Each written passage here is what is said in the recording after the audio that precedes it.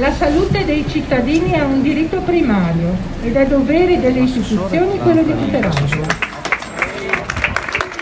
Al terzo tentativo ce l'hanno fatta a consegnare nelle mani del presidente Zaia una lettera intrisa delle loro preoccupazioni.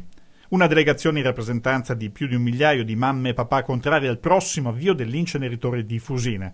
Un gruppo raccolto dall'associazione Nascere Meglio, che già in passato aveva proposto 2 appelli dei pediatri del territorio e un documento firmato da più di 60 medici e specialisti, sottolineando le ricadute che gli impianti oggi presenti potranno avere a breve e lungo termine sulla salute dei bambini, su cui gli effetti degli inquinanti hanno più influenza. I manifestanti, presidiando la sede della Protezione Civile di Marghera, hanno spiegato come temano, come ulteriore fonte di inquinamento, le nuove linee di Veritas Ecoprogetto a Fusina, in un territorio già fortemente provato dagli impianti industriali.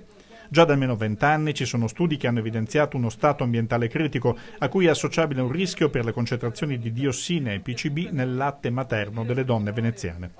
La richiesta alla Regione è di adottare il principio di precauzione e, prima di decidere sulla eventuale realizzazione di un'opera che potrebbe mettere a rischio ulteriormente la salute dei cittadini, in particolare dei bambini, prevede di effettuare un'indagine di biomonitoraggio sulla presenza di eventuali inquinanti nel latte materno e nelle unghie dei bambini. Test assolutamente non invasivi e dai costi limitati. Siamo dovuti venire a casa loro a bussargli forte per avere per la prima volta un incontro.